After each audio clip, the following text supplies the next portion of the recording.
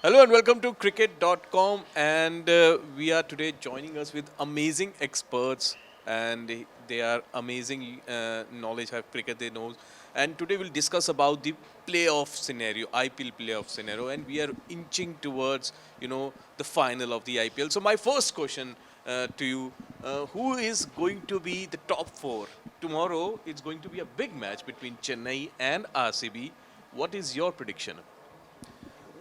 Well, I think that it all comes down to this final game. And I actually think that RCB could upset the script and qualify ahead of CSK. Now, as I understand it, they have to win by about 18 runs or with 11 balls to spare. So obviously CSK have the advantage. There's a bit of rain forecast in Bengaluru, so potentially it could be taken out of their hands, which I'm sure CSK would be praying for rain. But I think that RCB are hitting form at the right time. They're going to be very disappointed to have lost Will Jacks, though. And for me as an Aussie, though, I'm excited about the fact that Glenn Max will be potentially returning to the side. And that could be quite a fairy tale, given that he has had an abject performance throughout, an abject IPL campaign. His batting returns have been pretty much woeful, but he's a champion player, and maybe this will be the opportunity for him to turn things around, propel them into the semi-finals, and who knows what could happen from there. So I'm tipping an RCB win, and I'm tipping an RCB sneaking into the final four. So we have first vote for RCB. Let's move to another guest. So CSK, RCB, and your top four prediction. Well, I'll tell you what. First things first. This is quite an interesting duo, if I may use that word, because these two teams just go pound for pound, and for some reason, if they're not in the final, they find themselves having to play for a spot to get into the final. Now, well, that's a bit of history, but however, just heading into tomorrow's game, like what my companion Paul Dinette said, these are the one thing that's going RCB's way is that their batting lineup seems to have found a bit of form. They're in a rhythm, which is a good thing. So continuing with that rhythm with bat, I think is a key factor going into tomorrow's game, and that's why I'm going to tip RCB. But not taking away the chances of of Chennai Super Kings. I think they are formidable, an experienced team. I think that really counts, especially when it comes to games of this nature. But if you ask that question again, I think I'll go with RCB today. Yeah, so we have two votes for RCB, but there is a twist. Like if RCB needs to qualify, they need to beat CSK with 18 runs. Let's move to our next guest. So we have two votes for RCB, and your vote goes to. I think I'll go with CSK on this one. I think under normal circumstances, probably RCB may very well go and win it, but I think the win in this case might be slightly less than the criteria that is needed. Because when you are playing and you've got all kinds of calculations going on in your head, I think especially as it gets a bit tense towards the game, I think that could mess up with RCB's rhythm. I think as Stanley had pointed out. So I'm kind of feeling that, especially if CSK, and they've had plenty of injuries. They could have lamented the fact that you've lost Rahman Mustafiziyad to Bangladesh and national duty, and you've got lots of injuries that have come through. But I think that's going to be the key for me. I think there's just too much that's going to be going around. And look, I'm a Virat Kohli super fan. You know this. I do want him to at least win something. But I think, unfortunately, it's almost too little too late. They may win it, but CSK wins it in the sense that they then qualify. So I think that's my top four. I think KKR, Rajasthan, CSK, and SunRisers Hyderabad. So you just mentioned you are Virat Kohli's fan. So when RCBians can, see Virat Kohli lifting the IPL trophy? Any prediction? Next year maybe? If not now? I'll say this right now. The stars may be aligning a little bit. Confirm me if I'm wrong, but I think KL Rahul, he's from Bengaluru, is he not? Yes. He's kind of had a bit of a situation with LSG. That could be the start of the domino. They'll need a bit more than that. I'll admit, I'll eat a little humble pie. At the beginning of the season, I was like, oh goodness, the squad is all over the place. They'll never make it. They're finishing bottom, but they seem to have picked themselves up. But I still do contend it's a bit of an imbalanced side. So they're going to need to address a lot of things. Maybe that could be the first thing. And I can only tell you that once the auction is done. But they need more. He needs more help. Okay, two stars are facing tomorrow. One is MS Dhoni and Virat Kohli. So now your vote goes to. I'll still go with Virat. I'll still go with Virat with Any apologies. particular reason? I think when I really started following cricket, Virat has been that guy, and he stayed that guy in the last, what, it's been almost 14 years now that I've been really following this. So I think he's just been that guy for me. There's a lot of noise. All he's ever done is just, produce results. And I think the only fitting thing, like I've said before, he just needs to win not only just the IPL but a World Cup of some sorts. I think he deserves one at this point. Dhoni's had enough of them. I think. Okay, so Let we Virat have win. we have 2-1 for RCB and Chennai. Let's move on to our new expert. So, sir, tomorrow Dhoni and Virat Kohli, they are facing each other, and this is going to be the big battle for Indians. So, whom you are supporting tomorrow, Dhoni or Virat Kohli? I think I'll go for the old horse here, and I'll go for plenty of experience in the sense that it's really hard to then try and compare them in terms of figures. I mean, we see where MS Dhoni is batting. He's batting way down the order, unless for some reason to give him a fantastic farewell, if it is a farewell, that is. The CSK group end up saying, okay, Dhoni, we're giving you an opportunity to go up the order, go out there and enjoy yourself. But if he's going to be batting where he normally bats, then there's no point in me actually putting a contest to it, because we're expecting the younger guys to do job. So, but irrespective of who wins tomorrow, I think it's a fitting way to end a career. And once again, if he's ending it, but it's been brilliant. You can't write a book of Chennai Super Kings without ever mentioning the name MS Dhoni practically on every page. So that's how enigma the man has been. That's how he's had influence, not just on world cricket, but on the tournament itself. So, it's going to be Dhoni's last match, you are predicting, or we are seeing him in yellows next season as well? What's your prediction? I think this could be his last match. If he's coming back, I think he's coming back maybe in a different role, perhaps in the icon role, mentor role. I don't see his body being able to take the requirements of the nature of this game. And I think, if at all, just looking at how this IPL season has gone, I think the SunRisers have raised the bar. Yes. They've set the tone on how this tournament needs to go, and I don't see Dhoni being able to continue performing at that level. But inspiring the next generation, I think he still has a lot to play. So my question to you, sir, now. So he just made a valid point that Dhoni is batting very down the order for Chennai. Do you think this is a reason for concern for Chennai? Well, I think it is, because he's batting so well. I think it's one thing to have a kind of a retirement tour where you have a little hit right at the end and don't do very well. But he's coming second in the overall strike rate behind Jake Fraser-McGurk. His average is superb. And I completely agree with Stanley. Why not? What a moment it would be if he suddenly walked out and maybe opened the batting. So, I just arrived in India a couple of days ago. First cab I got into, I said to the driver, you're a cricket fan, Delhi Capitals fan? He said, I'm a Dhoni fan. And that's in Delhi. I've been shocked by it. To me, it seems like it's almost like at a Tendulkar level now, that Dhoni he's taking things to a whole new level.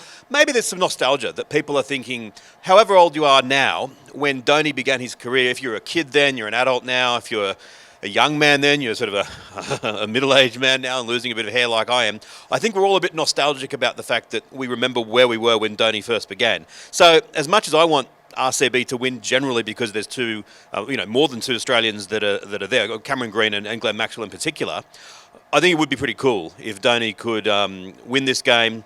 Then what are they going to go to? Go to Ahmedabad. They'd have to win one there, probably then win another one before they'd get to Chepuk for what would then be the second last game of the season. The whole country would go berserk then in the best possible way. So that's what I'm cheering on. I'm cheering on the CSK. I'm probably contradicting myself from the first answer, but I'm cheering on CSK to do the impossible and go all the way through, basically winning 5 games in a row. Okay, so only KKR has just qualified for the top 4s. If you have to name another 3 teams, what would be your prediction? Well, I think SunRisers Hyderabad seem to be peaking at the right time. Any side, if they're playing SunRisers Hyderabad, are going to be scared. Very, very scared. Are we actually calling them Travishek now, like Brangelina? But they're a unified entity. Travis Head and Abhishek Sharma. They are tremendously exciting. I think that Rajasthan are going to limp in and could well do some damage in the final series. Losing Joss Butler is disappointing for them.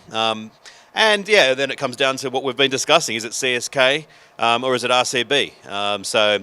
And I, you know, my earlier answer was to predict that RCB would make it. My heart's saying I'd like CSK to get there though. And who is going to lift the trophy? I think it's down to Kolkata and SunRisers Hyderabad, and I'm going to go Kolkata. I think that both sides have incredible batting power, but what I really like about Kolkata is that their bowlers are all taking wickets.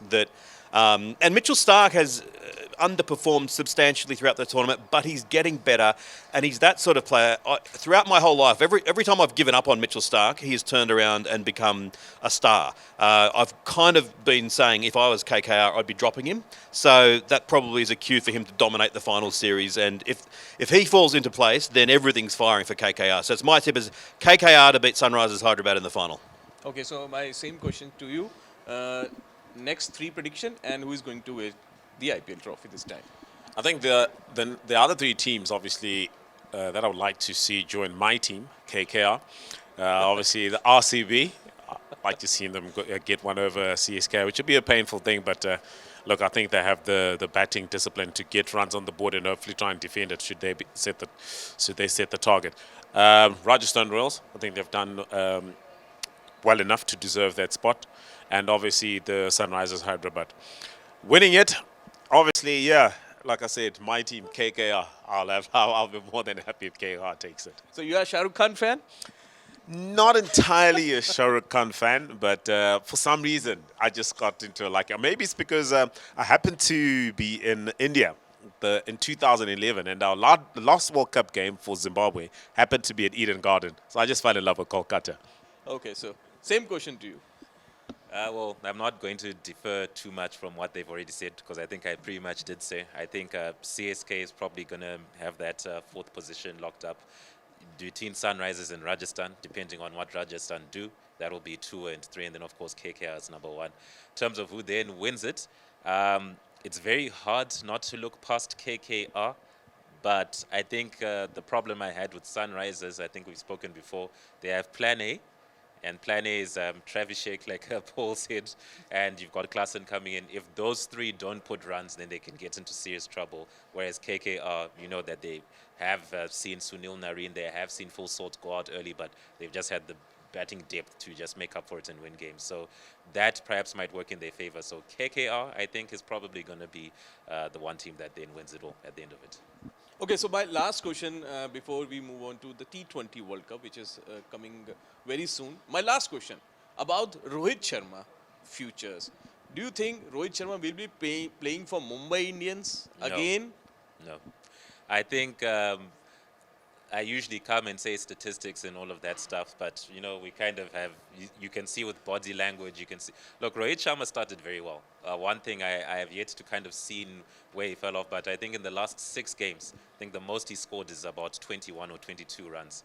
That goes to show you, like, a player of his caliber, it's okay to have 1 or 2 bad games. We can all have that, but that much, as well as the drama that's going on in terms of he was captain, he's won so many trophies with them. Pandya comes in, he's also struggling. I think in a situation like that, you kind of have to choose the direction. Probably it's going to have to be Pandya at this rate, and who knows where Rohit might go. There's plenty of teams out there that he could perhaps join. His KKR, Gujarat, I don't know. I'm not going to, but I know for sure I don't think Mumbai is where he's going to be at.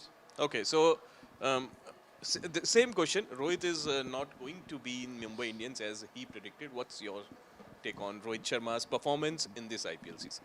Look, for me, I don't see him leaving.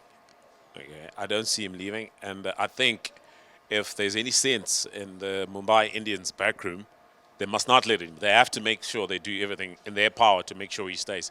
You know, when you're rebuilding, the last thing that you want is to lose all your experience, and that's what Rohit Sharma brings in.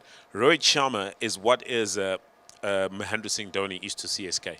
You can't just lose him. If the man still has the will, if he's still interested in taking part, you make sure you use that and you capitalize on that. And then you build around him. Yes, they've brought in a young captain in Hardik Pandya. He's He's got energy. They might differ. It's bound to happen.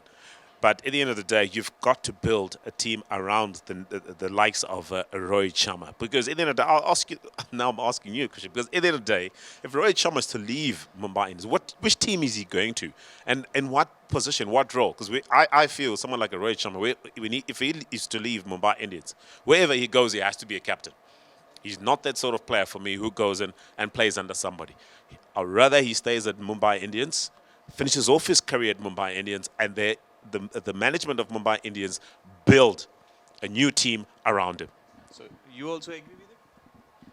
Well, we've got 1-1, haven't we, in terms of him staying or going. I don't think I can break the deal, because I reckon if we had the Mumbai Indians head honchos here, they also wouldn't know whether they're going to keep him or not. I think there's so much uncertainty with the how the super auction is going to play out. And I can see it going both ways. I can see a re-energised Rohit Sharma having a few more seasons at Mumbai, doing spectacularly well as he has done in the past. I can equally see, both parties. Sometimes, a freshen up is needed, and both parties might agree to part ways. He'll always be a legend of the Mumbai Indians, no matter what happens. But a bit like Michael Jordan spent the last couple of years, where was it, the Minnesota Timberwolves or somewhere like that. Maybe he could go somewhere, picked up by a different franchise, be re-energised, and be the Rohit Sharma of old. So yeah, I'm going to dodge out on the question and say I really don't know, because I don't think they know yet. Okay, so let's move on to the T20 World Cup. And my question for experts today is: name 4 teams you think can be the T20 World Cup champions. Well, if you take the easy option, you always start ahead of these tournaments by saying Australia, England and India, because they seem to always be right at the top, and probably with good reason. They do tend to have the most impressive squads. I think South Africa could be very dangerous. Tristan Stubbs has been an amazing emergence. Heinrich Klaassen is quite terrifying. Ahead of the 50-over World Cup, I was watching, metaphorically hiding behind the couch when he was playing some innings against Australia. He was hitting so many balls into the grandstands. And they've got they've always got a decent bowling lineup, South Africa, and a couple of handy spinners as well. I think the hosts are going to be difficult to beat. I still think that they should get 10 different nationalities represented in the West Indies. The heads of those nationalities should get together and say to Sunil Narayan, please play. Let's put bygones be bygones, and please agree to play in the World Cup. That's not going to happen, but I think they still have Nicholas Pooran and others that are going to be difficult to beat in home conditions, especially if it's spinning and low. And New Zealand and Pakistan are always there and thereabouts. But if I had to sort of add a fourth side to the group, actually, look, I'm a bit concerned about Australia. I'm going to lift Australia out of that group. Obviously, they can win, but I'm angry at the selectors for not picking Jake Fraser-McGurk. I'm still going to cheer Australia on, but if we lose badly, I'm going to get to say I told you so. So I'm going to say England, India, South Africa, West Indies are my 4. Okay, so what's your take? Well, when I do look at it, I think this World Cup is going to be particularly interesting in the sense that I think the teams that have a good, strong spin lineup have a fair chance, especially with the games that are going to be played in the Caribbean. And hence, I'm going to go subcontinent strong. I think India has a strong chance. Pakistan has a strong chance. And then I'll put in, obviously, the hosts because of their batting strength. And that one last one is for me, the tricky one. But I think I'll go for Australia for one reason alone. Outside the subcontinent, in that I think Australians generally tend to adapt to conditions early, and a lot of teams tend to struggle with regards to adapting to conditions. But that's the one strength that I see from Australian cricketers. Yes, we can talk about the fact that they have not done as well as they would have wanted to in this T20 tournament, but so as many other batsmen as well, so as many other players from different countries as well. But going at this T20 World Cup, if I was to pick that one, I'm not going to say which one, but anyway, I'll stick to those 4. I think those are going to be my 4. Okay, so I'll take the easy route that Mr. Paul just laid out there. India, England, Australia, those are the 3. I think I won't be as worried about Australia. You guys seem to have like that winning that championship pedigree when it matters in situations like this. You might be surprised suddenly. Oh wow, David Warner, Glenn Maxwell turn into captain Australia, and then they become players of the tournament as well. And then the fourth team, South Africa intrigues me, but I feel sometimes I've been down this road before with them. I want to back them, but I can't. So in their place, it's between West Indies and Pakistan, I think, for that fourth one. But if you're gonna force me to pick a fourth one, I think I might just go West Indies because of home conditions. They'll have the crowd behind them, and the final and everything is all going to be there. So that's who I'll pick. I think West Indies plus the big three. Those are the favorites in my opinion. Okay, so last question every Indian is looking for answer. In T20 World Cup, where do you think Virat Kohli should bat? Open the innings or stick to his stand? I think I would always go a bit left field with the openers. And I'm always in the minority. But I think you only have a very few number of balls, 120 balls. You want to give your best players, your most explosive players, the best chance to score some runs. So if you've got Shivam Dubé, for example, who may not even get in the starting 11, but he's the sort of player I'd be rushing up the top, because I think it's a great pity when someone comes in with 10 balls to spare, cracks 25 runs, and is 25 not out off 10, and you think, oh, what might have been? So I would be getting some pinch hitters up the top to go berserk, and then have Kohli and to come in after that, with the viewpoint of, if you lose 2 quick wickets, he's the ideal person to come in. But you don't want, as brilliant as he is, if it's you don't want to score 220 and discover that it's the sort of pitch that maybe 250 was needed. So, but I wouldn't just confine that to Virat Kohli. I think there are other countries that probably need to do the same thing. It's kind of like aligning with my answer about Chennai Super Kings, that get Dhoni up the top of the order. Same with Mumbai Indians, get Tim David higher up the top of the order. Same with Kolkata Knight Riders. I think they should get Sunil Narayan up the top of the order. Oh, they already do that. And how's that gone? So that's what I think. Okay, so your take on Virat Kohli. Well, Virat Kohli has been opening for RCB for a number of seasons now. We've seen what he's capable of doing. Yes. I'll keep him there, even at national level. Let him open. What it does, what it means is you get someone like a Shivman Dubé. He now has a spot in the middle. Let Virat Kohli express himself in the power play when there's only those 2 fielding restrictions outside. He's a stroke player. He hits gaps quite nicely. Partner him with Rohit Sharma. Number 3 and 4 should be your main concern, and then your finishers. But that's where you get someone like a Shivam Dubé, who's been explosive and has been in great form, and he's someone new onto that international stage. It's difficult to have plans for him right now until you see him that international stage. So yeah, I'll keep Virat Kohli opening. All right. I think he still comes in at 3 personally. I'm not against the idea of him opening, but I think the way the team is set up right now, you made Rohit your captain, you made Hardik your vice, which means both of them have to kind of be playing in that lineup. And I think, as Paul kind of alluded to, you kind of need to have somebody come in as a bit of a safety net in case, let's just say, 2 quick wickets fall and maybe one of them happens to be Virat. This could be a final now, a semi-final. We've seen the script a bit before. I'd rather have him at 3. If it comes down to it, then you know that he can maybe make the adjustment. I think that number 3 spot is taken care of. I think Surya Kumar Yadav does a good job at number 3. He's explosive, so even if an early wicket falls in the power play, he still goes about the way that Surya Kumar Yadav plays. So I think the number 3 spot for me is not an issue. So it's towards the end. We know what the vice captain, we know what form he's in. He's not in that great form as yet, Hardik Pandya. Not to say it can't change, but if you can get Shivman Dubé just above him, and then you get Hardik Pandya just below him, then you've got a good, strong batting lineup for India. So anything you want to add about Surya Kumar Yadav? Well, yeah, I mean, I'd open with him and Dubé. because look, and as I said, I know I'm in the minority on this, but to Stanley's point, that him coming in at number 3, I agree with that, because you want him to get that opportunity. So I'd say take it to the next level and put him up to the top of the order, and that might cause a bit of a bit of a reshuffle down below.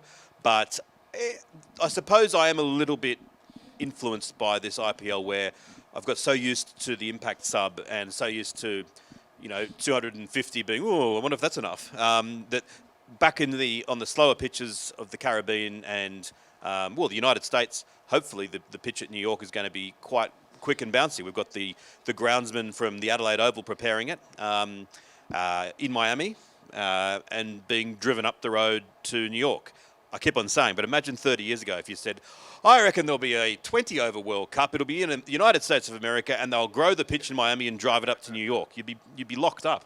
But that's where we are.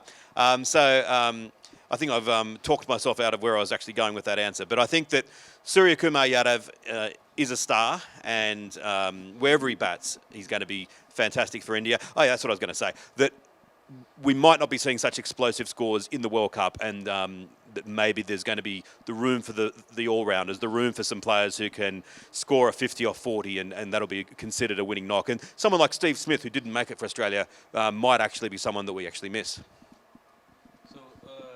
So, thank you guys. Thank you for sharing your thoughts for the IPL and T20 World Cup.